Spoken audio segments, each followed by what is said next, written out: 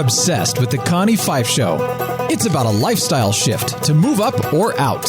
Hey, what's your jam? What's the one thing that really drives you? What makes you unstoppable? It's about opening a new door to live your dream. People give up way too early on their dreams. It's about enjoying the journey. It's about keeping it real. Damn, now the interviewee is interviewing the interviewer. I like this. It's all about you. I knew there was something else I wanted to do. Stop taking shit so seriously. Y'all can do this. Take an outrageous look at life and laugh. This is the Connie Fife Show. We love your voice. We love your jam. You need to be on radio.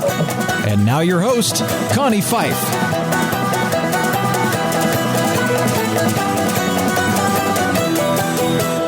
Hi, everyone. It's Connie Fife, and you're back for another episode of The Connie Fife Show. Now, they don't call me the crazy one or the crazy diva for nothing, because we work with the crazy ones, those who believe that they can change the world, because they are. Now, today we have a guest. You know, I'm like, okay, where do we put her? What category do we put her in? Because I was like, where do I begin? Her introduction is incredible. Her philanthropic efforts have both a U.S. and international dimension, raising millions of dollars for charitable organizations. She sits on advisory boards around the globe, including the International Council of the Museum of Decorative Arts in Paris, among many others that I'll share more in as we go through the show.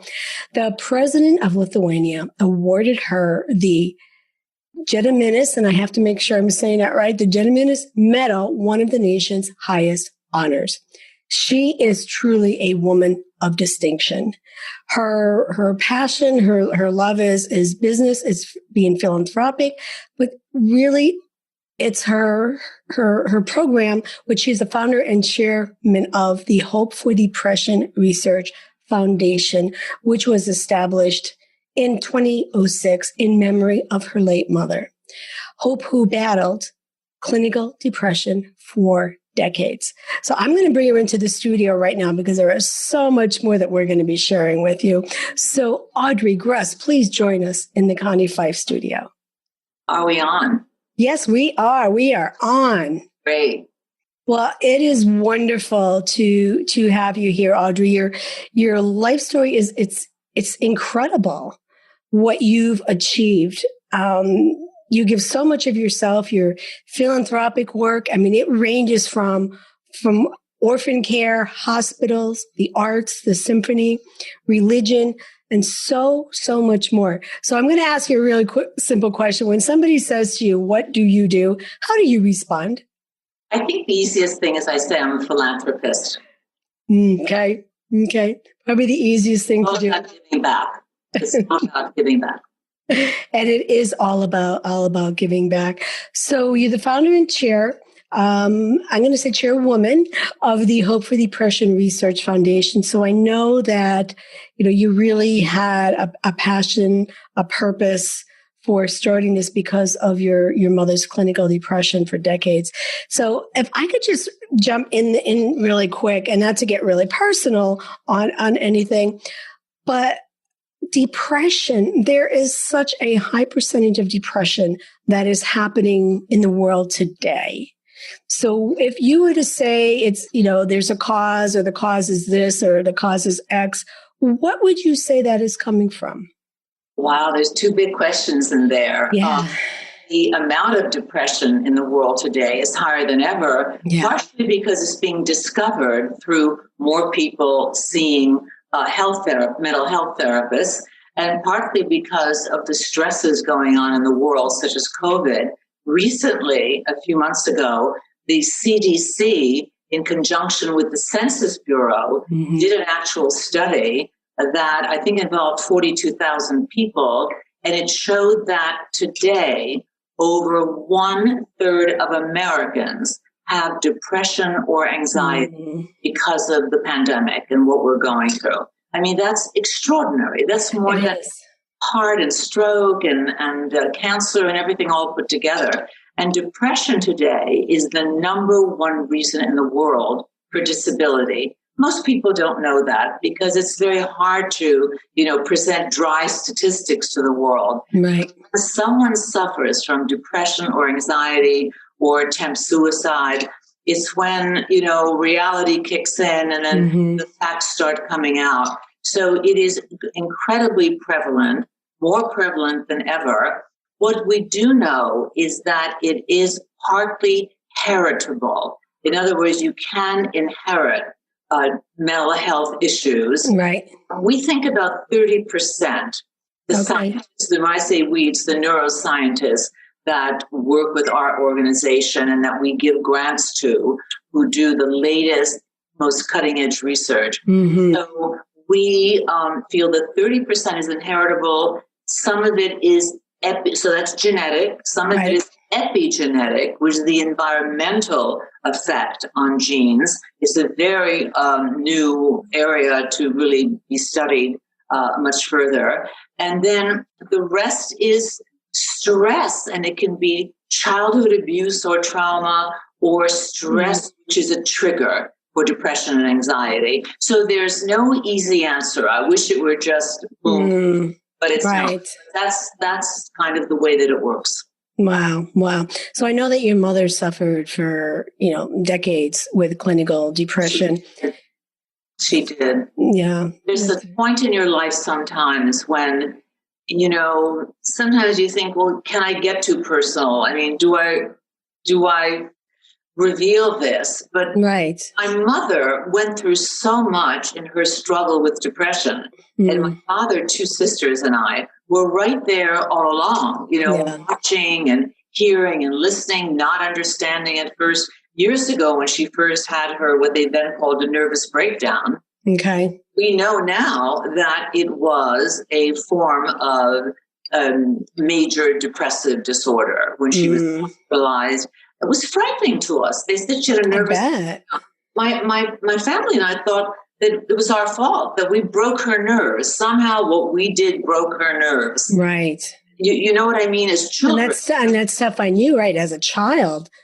It's frightening, too. Right. They didn't speak much to the family then. They didn't tell you very much. It was all about keeping things private. Yes. So things have changed today because there is more information out there. Research being done. Things are better. The stigma about mental health issues and disorders has diminished to a certain extent. But there are areas in the United States that are not in the big cities where there aren't enough psychiatrists, there is not enough information, and you still have issues of people afraid to get help. But I think a lot of it, like you said, especially in the smaller areas, because of the stigma that comes along with it. Why don't you pull yourself up by your own bootstraps? Right. Get out of bed. What they don't realize is you cannot get out of bed. It is a chemical imbalance in your body and your mind. It is a body-mind illness. When you look at the 10 symptoms of depression, and I can review those with you or send them to you. You might want to go through those with your viewers and the people who get information from you. It is so important to know that body pain, for example, is a symptom of depression. One orthopedic surgeon that was at a fundraiser, that we give an annual fundraiser, said that 60% of his back patients had depression.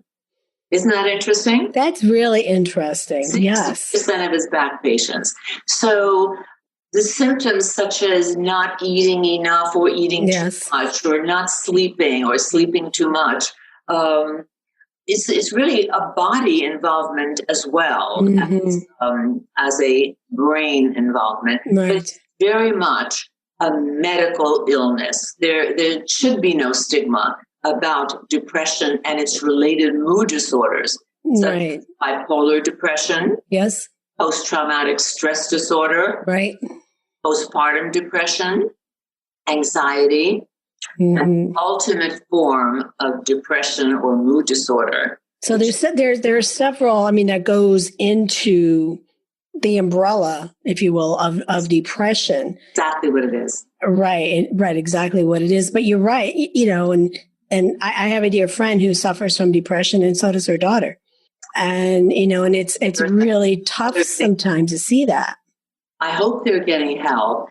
They both are. That's great. That's the first step, is if you're not feeling well, or you see a child or a friend acting strangely or differently, or exhibiting certain symptoms that you just think are not the way they are normally. Yes. And one of the key ones is not getting pleasure from something that you always got pleasure from, whether it was reading a book, whether it was having a cup of coffee with a friend, or going to the movies, and it's not pleasurable anymore. If that continues for over 2 weeks, that's a major sign of depression. That's a sign. That's definitely a sign. So a lot of that, it goes on the neuroscience. But I want to talk about the business that you have built. I know it is a foundation, so of course a nonprofit, but you still run, it still has to be run as a business. And you have raised millions of dollars to help with this research, where, you base it on what you call effective neuroscience. So, and the work that you're doing around the world, you're affecting so many people, so many lives that you are affecting by the work that you are doing. And awarded, an honorary doctorate of philosophy, on top of that, you are so educated in this field, in this area. So how can someone help through the foundation or through some of the work that you are leading the charge with? How can someone out there that, again, whether they have depression or know someone who has depression or just want to help your organization, where can they go to do that? Well, our organization can be reached at hopefordepression.org, hopefordepression.org. And we do have an annual fundraiser that's held in New York. And we also have a Race of Hope. That's a walk or a run. And that's held in Southampton, New York in August, and in February in Palm Beach. And if people want to participate, they can volunteer. They can help us at these events. We always need help. We always need volunteers. But of course, what we are trying to do is raise funds to find new treatments for depression. Because the sad statistic is that 35% of the people who have depression or its related mood disorders not respond to the existing antidepressants out there. They're all the same category of a Prozac. They're called SSRIs or SNRIs. Right. Everything out there, except for a recent new, but it's not broadly used, medication called ketamine. Everything out there is the same category, and nothing's been different in 35 years. So that goes my next question. Do you think they're close to a cure? Not close to a cure. Not. We are getting closer to new medications that go for the 65% that are struggling and are miserable and are unhappy because they don't respond to any antidepressants out there. Talk therapy could be very helpful to them. Okay. So that the best treatment is a combination of talk therapy and medication. That's research has shown that. Okay. But we are working on it. I'm telling you, every day we come in, we have the most positive, up attitude. We are going to find a cure for depression, if there is such a thing. If there is such a thing, right? Complex, affecting the mind and the brain and the whole body, that it's not going to be a matter of finding one gene or finding a new medication. It's going to be a complex way to really treat this very insidious illness. Well, it's very complex because everyone is their capacity is made up differently. And like like we were saying, whether it's postpartum depression or, all of the other forms of depression, each of them need to be treated individually for the individual. So that's why it does make it very hard. The Connie Fife Show is heard everywhere. You can find The Connie Fife Show on most of your favorite networks. It's time to now recognize and thank our major networks for all of their support. In the house, we have Conscious Business Radio, C-Suite Radio, Transformation Radio, iHeartRadio. We are also heard on Google Play, Apple, Radio, Stitcher, and so many more that I just can't keep up with them all. I'm Connie Fife, your unstoppable diva. Learn more about our gym and how we can work together at my fancy schwanky website, ConnieFifeShow.com. I'll see you over there. Until then, like, share. Now back to the show. Another thing that was really interesting that you're doing for the awareness and to raise funds is you've created a perfume for this. If I could just read the write up for it, I was reading it and I was like, oh, this. So Hope Night perfume is a warm, sensuous fragrance that is formulated to last all night. I read that first line and I thought, ooh, that's like date night. It's absolutely date night. It was designed for the woman who lives and loves with intensity. So I am going to allow you to share more on the perfume and how it was designed, created, and packaged by the award-winning designer, Mark Rosen. Oh, Mark's a great friend and designed a beautiful bottle. But here's why I did it. We have great neuroscientists. We have a depression task force with scientists from around the world, from Germany and Canada and the best universities in the US. And they are all working together and sharing information and collaborating, trying to make things happen faster. Right. We think are the most advanced depression research organization based solely on depression, of course. We can't solve all of mental health, but depression is like the common cold of mental health. Right. We have all these brilliant neuroscientists working on 2- and 3-year grants, and it's a very difficult, time-consuming, painstaking. Science is very slow. And I'm an impatient person who gets things done. I want this done now. I come out of the marketing and luxury brand world, and I felt that, and I've seen fragrances created before and have a great impact. So I thought if we could do a fragrance, my mother loved fragrances. That's how it really started. Oh, okay. She loved white essences. She would take me in our garden to pick Lily of the Valley. I remember smelling it the 3rd week in May. That's the only time it grows in this area. And just smelling that Lily of the Valley, she said it made her feel uplifted. Yes. I mean, she just loved it. She loved that. She loved gardenia. She loved tuberose. And she loved jasmine. When she lived in Florida, she loved jasmine. So I thought, my mother loved perfume. Why don't I do a perfume named Hope? Her name was Hope. And in her honor, I went to one of the top 3 companies in the world, fragrance companies called Firmenich.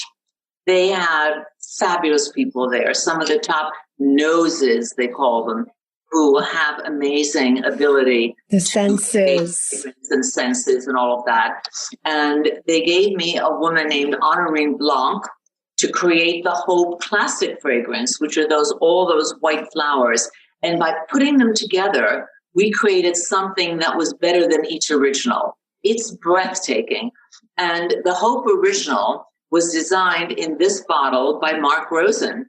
Mark and I worked at Elizabeth Arden together in another lifetime. Okay. Like a cat with 9 lives. So I'm having another lifetime here. And I went right to Mark. I've seen him do some of the most beautiful packaging in bottles.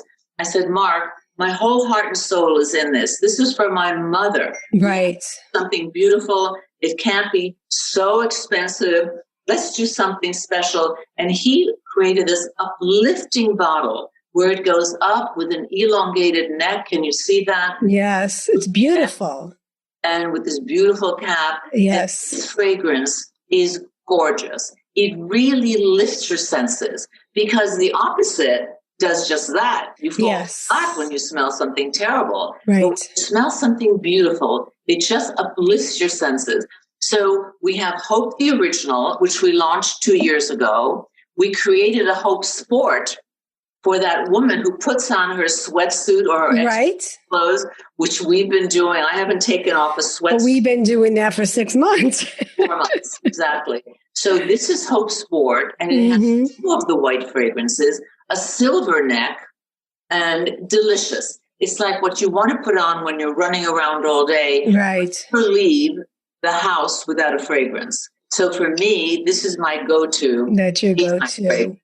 This is what I wear when I go to lunch or when I want to just have a recognizable signature fragrance. Right. The classic. And then we created Hope Night that you just read about. And to create Hope Night, the people at Firmenich gave me Pierre Negrin. Pierre Negrin has created some of the most delicious, most fragrances in the world. Yes. That's what I wanted to do. I wanted a fragrance that relaxed people, soothed them, but also was very sensual.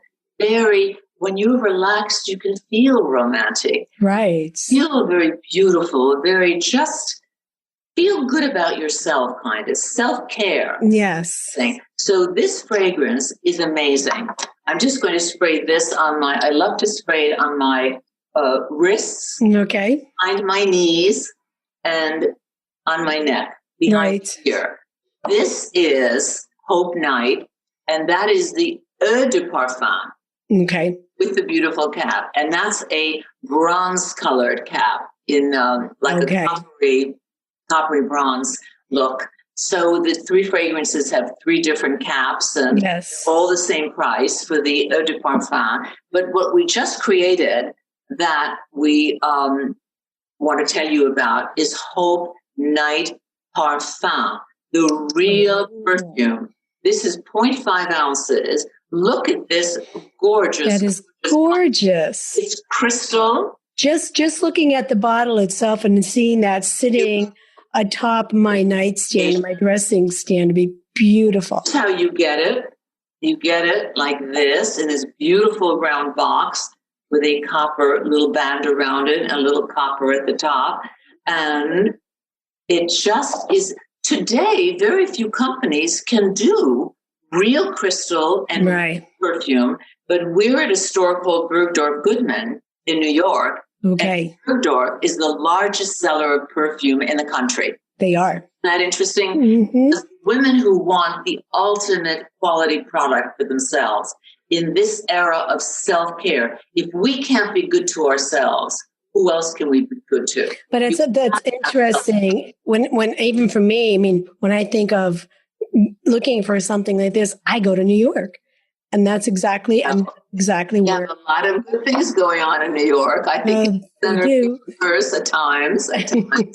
But the fragrance, I think that feeling of doing something luxurious. And so today, with the stress of life around us, what we need is that calm feeling where we really believe in ourselves, to ourselves, and buy something like this for ourselves. Yes. Or if you're a man, you buy it for your loved one. It's the fragrance is so special. Connie, it has vanilla, which is very comforting. It has amber, which is a very, very soothing fragrance. Amber is very soothing. One of my favorites. A big molecule. And Pierre Negrin told me at Firmenich, the bigger the molecule, the longer it lasts on your skin. And we've been told that our fragrance lasts all night. So it's very long-lasting, very scentless, very, very beautiful. We also have patchouli and vetiver, very beautiful quality ingredients. Vetiver is like a green grass, and patchouli is just a beautiful flower that I saw that's kind of lavender. And in the fragrance, it does something very, it's like a strong base. Then we have something that's very new and yummy, plum. Included the fragrance and the odor. Yes. With a scent of plum. And isn't that unusual? So that is very unusual. Working together have created something quite distinctive. People who smell it, I wish I could have you smell it. I'm smelling it just by your description. We'll be sending you some immediately. This is like a Jadar object that you put on your dressing table. Yes. Or something, and it's a collectible. The first 1,000 bottles are numbered. Oh, interesting. So if you get the first 1,000, yes, they really may be worth more. They may be worth more. Well, seeing as we're talking about dollars, everyone needs to know that you are creating these perfumes out of the goodness of your, not just your business sense, but also from your heart, because I understand you're giving 100% of these proceeds right back to the foundation for the research that you're doing. Being done so that everyone reads the message inside. There's the backstory of why I created Hope in my mother's memory to raise money for depression research, right? Really find a cure. So 100% goes right back to depression research at Hope for Depression Research Foundation.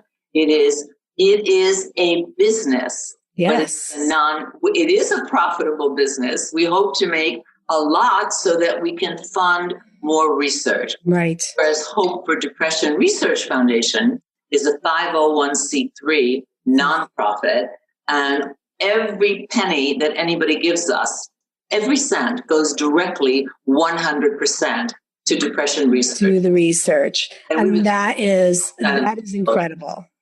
Thank you. That really is incredible. When I was reading that, the first thing that came to my mind as I was reading your backstory and everything that you're doing and the cause that you stand for, I want to nominate you to be a U.S. ambassador. That's what came to my mind when I was reading this. That's very sweet, but I have fish to fry. We are very committed to making this happen. I hope that, I know in my mother's lifetime, she never completely got rid of her symptoms or some of the side effects. Okay. Medication. But Connie, I really feel that in my lifetime, with the amazing people we have working here, with the brilliant doctors, and with the supportive people right. about this and really want to help, I think we are going to make a difference and find new treatments that help so many people who aren't being helped, and an ultimate way of dealing with depression, controlling it. And helping people live a more fulfilling life. Absolutely. Because it affects not just the person, like you said, everybody around you as well. A family, it affects businesses, and it affects everybody, every race, age, religion, right. creed, socioeconomic level. Everybody is touched and can be touched by depression and its related mood disorder. Right. Well, Audrey, I would love to continue this conversation with you. It's such a needed wealth of information that you are sharing with the world, and we have so many listeners that I know that are going to be compelled to learn more about this. But I have a couple questions before we go, and I think we could sit back and say we know the answer to this one. Audrey, why are you unstoppable? Well, I'm sorry, what is the question? If you could just answer for us why you are so unstoppable. I have passion for what I do. Yeah. It's a passion. I can't stop. Mm-hmm. Want to make a difference. And I think seeing my mother struggle for so many years and feeling helpless, I just feel that if I can do something, we donated to so many charities and it feels so good to help people. But when you really see the results, yes, get your hands in there and really make a difference, it's just the right thing to do. I'll never give up. Good for you. Good for you. So you've witnessed so many challenges from around the world. So I'm going to ask you this tough question. What do you believe is the world's greatest wound? I think it's war. I think anytime people have to hurt each other and inflict pain and try to kill each other is just unfathomable that we at this day and age are still dealing with war as an answer to problems. Yes, I couldn't agree with you more. So how do you want the world to hear from you? Well, I think that we can be reached in every way that we have today. Technology enables us all to talk to each other. Right. In places around the world. I think anyone who wants to reach me can reach me through hopefordepression.org. Okay. My email is ag@hopefordepression.org. You can reach me directly. We are on social media. Hopefordepression.org is on Instagram and Facebook and all the social media that we have to reach every age and every interested person. And I think today that gives us a broad kind of approach to trying to tell our story and trying to get people who want to be part of this and want to help. I love that. Will you ever be satisfied with the work that you're doing? Only when there is a cure. And I told you that there might not be an actual cure, but also when that other percent, that 65% of people who right now don't have a medication that can help them, only when they can have something that can also alleviate their pain. I love that. That's beautiful. Well, I want to thank you for being here. Again, everyone, Audrey Gruss, you can learn more about her at hopefordepression.com, and you can find her on all of the social media platforms. Just go to your favorite platform and look for hopefordepression.com, and you will find her there. Audrey, thank you for being here. You're just an inspiration to so many, and I was just honored to have this opportunity to sit here and chat with you this afternoon. Connie, it was my pleasure. It was a wonderful, wonderful opportunity to talk to you and to really get our message out to those who need to hear it. Great. Wonderful. Well, that's all we have for today. And I want to thank you all for being here, continuing to follow the Connie Fife Show. And I'm going to ask you to do your part this week to make the world a better place for everyone, for your neighbors, for your family, for those out fighting on the front lines for us right now. Just be kind to everyone. And thank you for being here. And we'll chat with you again next time. Bye-bye.